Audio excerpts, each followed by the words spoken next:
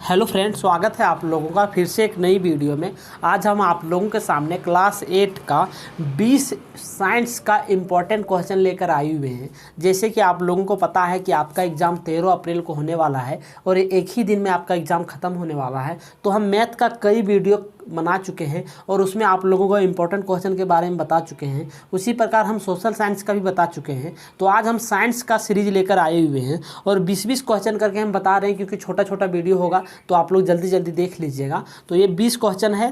देखिए, टोटल तो 50 क्वेश्चन वहाँ पूछेगा ऑब्जेक्टिव, लेकिन हम 20 क्वेश्चन बता रहे हैं। तो इसके पहले वाले वीडियो में भी हम 20 क्वेश्चन बताए थे और इसी तरह करके हम कई वीडियो और आप लोगों को देने वाले हैं आगे।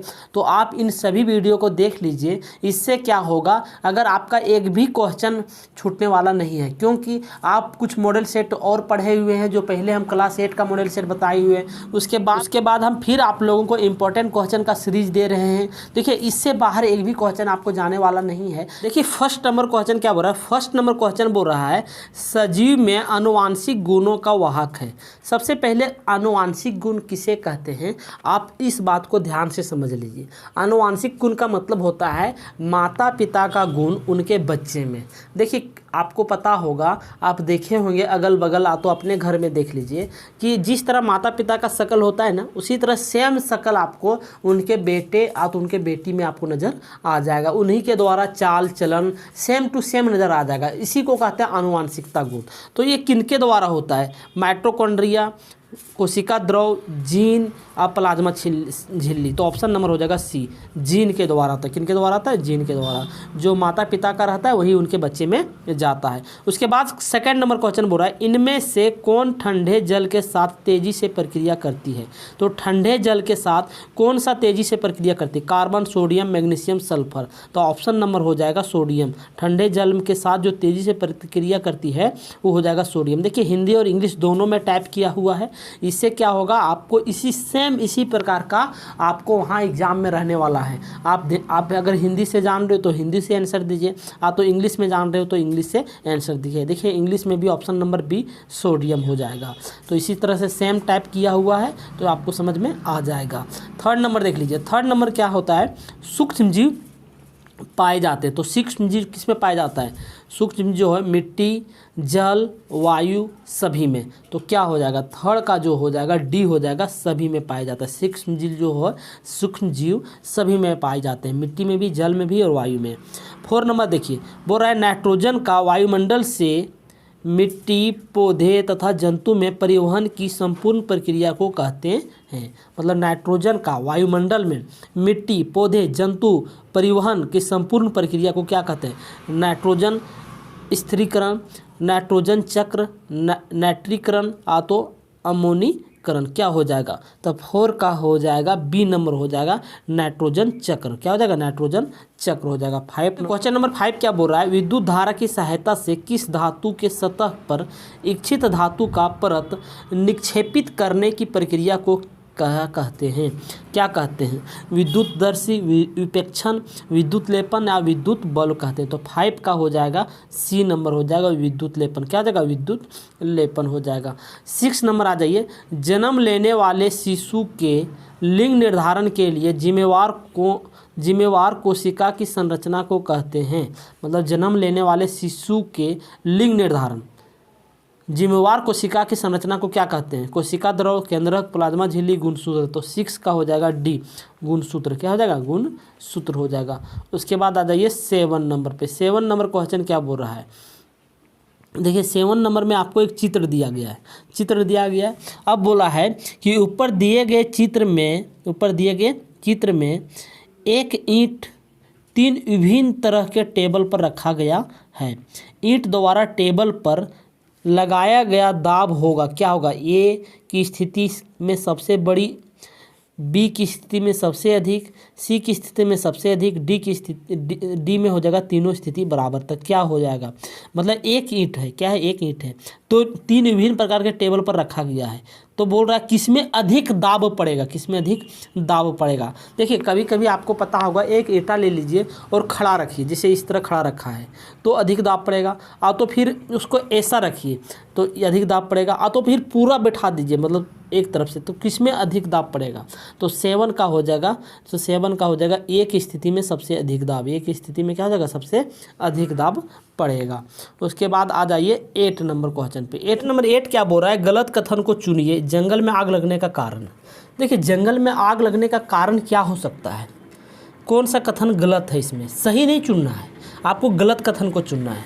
देखिए जंगल में आग लगने का कारण मनुष्य का लापरवाही, ये सही कारण है।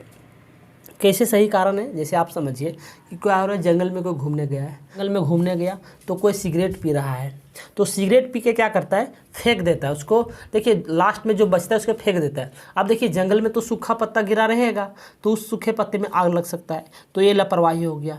उसके बाद देखिए वृक्षों की कटाई, ये नहीं हो सकता है। वृक्षों की कटाई से जंगल में आग लग ही नहीं सकता है। अगर जंगल को हम काटेंगे तो उससे आग नहीं हो सकता है। सूर्य की गर्मी से भी आग लग सकता है अगर बहुत ज़्यादा सूखा रहेगा। बिजली गिरने से भी आग लग सकता है। तो इसका गलत कथन हो जाएगा ऑप्शन नंबर बी हो जाएगा, वृक्षों की कटाई हो जाएगा। 9 नंबर में आ जाइए, मुर्गी अंडे के ऊपर क्यों बैठती है? मुर्गी अंडे के ऊपर क्यों बैठती है? तो 9 का हो जाएगा उस म्यान के लिए, दुखंडन के लिए, आराम के लिए, मुकुलन के लिए। तो उस म्यान के लिए, गर्मी देने के लिए। ऑप्शन नंबर क्या हो जाएगा? ए, क्योंकि गर्मी देने के बाद क्या होगा कि अंडा फिर फटेगा और उससे चूजा निकलेगा, मतलब बच्चा निकलेगा। तो हो जाएगा ए नंबर। क्वेश्चन नंबर 10 क्या बोल रहा है? नेत्र के रेटिना पर बना प्रतिबिंब, मतलब आँख के रेटिना पर कोई प्रतिबिंब आपको बना रहा है तो उसे हटाए जाने के पश्चात रेटिना पर बना रहता है, कितना देर तक बना रहता है। जैसे आप कोई वस्तु को देखें और उसको क्या होता है, उस वस्तु को देखने के बाद उस वस्तु को कोई हटा दिया तो आपके माइंड में वह कितना देर तक चलेगा, मतलब कितना देर तक बना रहेगा। तो 10 का हो जाएगा बी, क्या हो जाएगा 1/16 सेकंड तक। 1 कितना हो जाएगा 1/16 सेकंड तक। ऑप्शन नंबर क्या हो जाएगा? बी हो जाएगा। 10 का क्या हो जाएगा? बी हो जाएगा। उसके बाद आ जाइए 11 नंबर क्वेश्चन पे। 11 नंबर क्वेश्चन क्या बोल रहा है? बोल रहा है ग्रीष्म ऋतु में लगाई जाने वाली फसल है। ग्रीष्म ऋतु में कौन सा फसल लगाया जाता है? गर्मी के रात में कौन सा फसल लगाया जाता है? तो ई हो जाएगा रबी फसल, खरीफ फसल, जयाद फसल। ऑप्शन नंबर हो जाएगा सी। जयाद फसल मतलब हो जाता है कि जो गर्मी के दिन में लगाया जाता है। जैसे आपको पता है तरबूजा हो गया, खीरा हो गया, ककड़ी हो गया, ये सब हो जाए जयाद फसल के अंतर्गत आता है। तो ये गर्मी दिनों में लगाया जाता है। 12 नंबर आ जाइए, ग्रहों की परिक्रमा करने वाले खगोलीय पिंड को कहते हैं।